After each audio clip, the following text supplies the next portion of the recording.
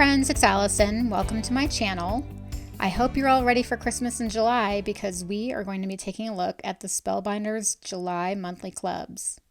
We're going to start with the large die of the month, and you'll see there's a big stocking, and actually the name of the set is Stocking Full of Joy, and there's the word joy right there. There is a gingerbread man and a die to cut out the details for him. There's some ornament, some greenery. There are a couple dies for a candy cane and a couple dies for a gnome. Now here is the 3D embossing folder of the month. It is called Adorning the Trees, and it is gorgeous. And you'll see I embossed a piece of craft cardstock with it. And there is just so much detail to this embossing folder. I love it. Here's the small die of the month. This is the layered Poinsettia Tree.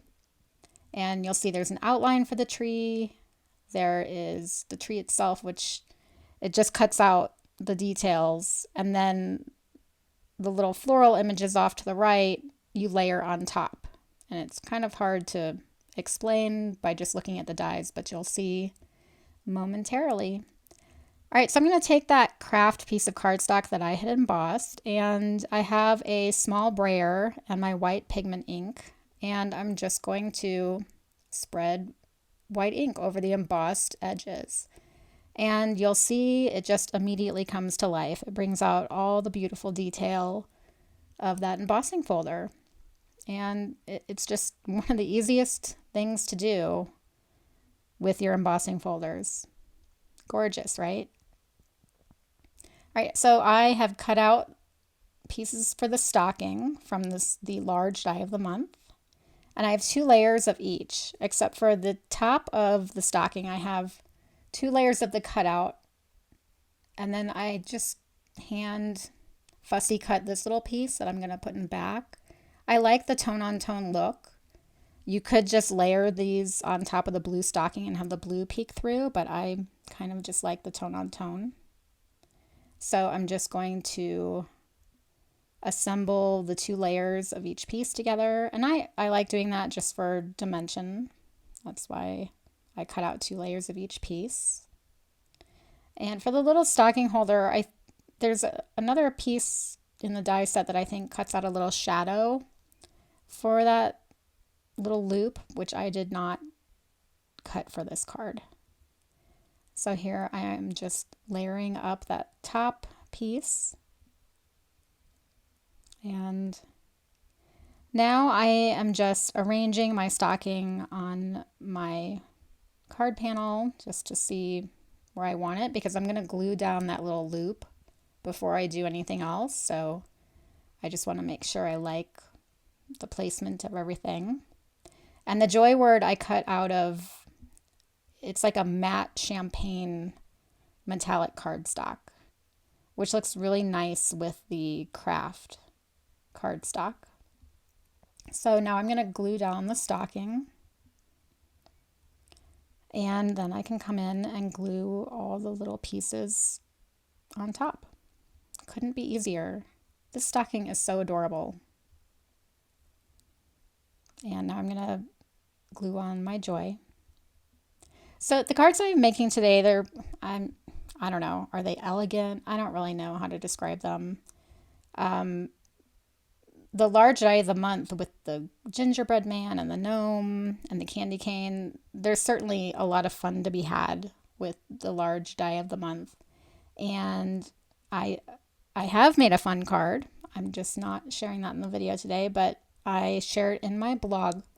So I will have a link to my blog post down below, and you can go check out that card. I think I have footage of that card, so maybe if I have time, I'll make a video. Now here I'm just stacking these berries, and there's 2 kind of berries in this die set. There was one that has a hole and one that didn't, and I just stacked the one that has the piece that has a hole on top of the other one. I don't think that's what was intended, but I rarely do what's intended. You have to make things your own, right? right, so here I am coming in with these little pearls, and these are my favorite pearls to use with craft cardstock. These are from Spellbinders. And now that I've done that, I'm going to take them off, because if you've learned anything from me, I change my mind a lot. So once I was done, or I thought I was done after adding the embellishments, I decided I wanted to darken up the edges. So I'm going to cover the stocking so that I don't get brown ink on it. And I'm just going to come in with my brown, my vintage photo distress ink. And I am going to ink up the edges. And I think in the end, I think it just really made a huge difference with this card. In fact, if I had thought about it ahead of time, I probably would have aged up, inked up the edges of the stocking as well. So here I'm coming back in with a little dauber and my white pigment ink just to lighten up some of those ornaments and greenery on the embossed panel. And there's the card. I really, really love how it turned out. All right, now we're going to make a card with the small die of the month. And here's the tree. Now, instead of cutting the tree, I have this panel that I've already created with the fluted, I think it's the fluted edge rectangle die set. I want to emboss this tree. I just want the indentation of the flowers and stuff. So I'm showing you, if you want to just emboss with a die, the Spellbinders, the platform has instructions. So I'm just following the instructions on the platform. This is the universal plate system, and I'm just running it through. So basically you're cutting into the rubber embossing panel. Okay, so now it's embossed. You see, it didn't cut it out, and I wanted to emboss it so that I had kind of a guide for where I should place all the foliage and flowers. You don't need to do that. You can, it's not hard to just place the die cuts without having the indentation as a guide, but I kind of liked having the indentation to add a little bit extra detail. So here I'm coming in with more brown ink around the edges, and I initially thought I just wanted to ink up the fluted part, but I didn't want it to look so harsh and square, so I let the ink come in a little bit into the panel. So here I have cut out I have actually used this die to cut out a piece of craft cardstock. So now these are the pieces that I basically dry embossed into the panel, and now I've cut them out from a separate piece of paper.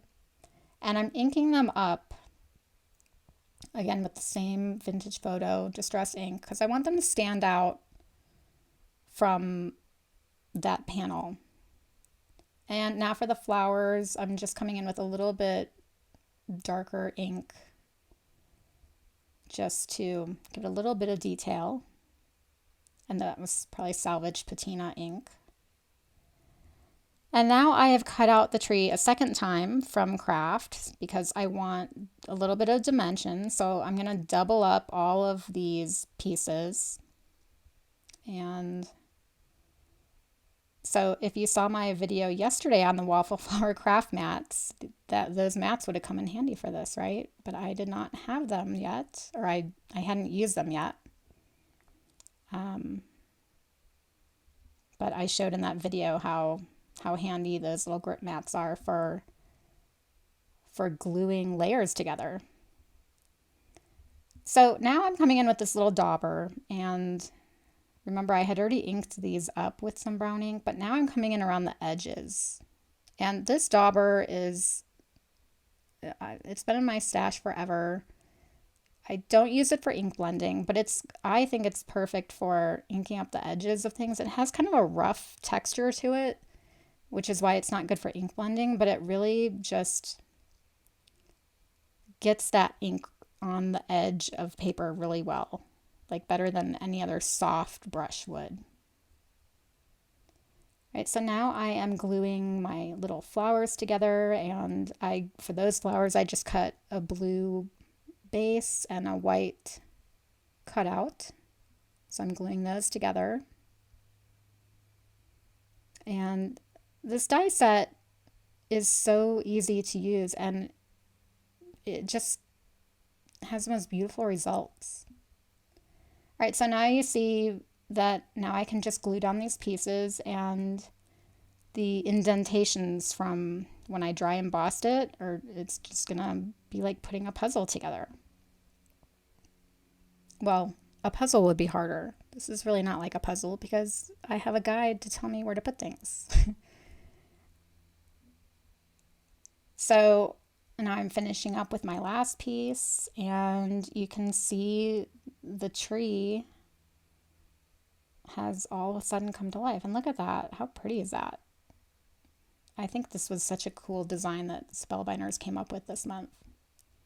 So now I can start gluing on the flowers, and again, I like to mention, so I'm only putting glue in the center of each flower. And before I start gluing, I always have my flowers, so you can see I have 2 flowers off to the sides, so I know which pieces go together. I don't want to start gluing and like all of a sudden not know which pieces go together. And these pieces do line up, so you do have to kind of figure out which piece goes where on the tree. I mean, it's not hard, but... All right, so now I'm just gluing down the berries, and which I had cut out from kind of a very, I'm going to call it a very dull pinkish red cardstock, which I thought kind of went well with this color palette.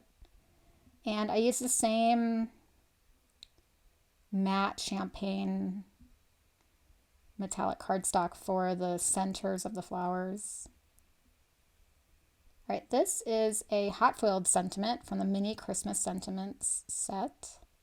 And I hot foiled this with, I'm going to put the name at the top when I finish editing because I can't remember, but it's a matte color foil that is very similar to this matte champagne cardstock that I use. So it looks really great together, and I just can't remember the name right now, but you'll see it at the top.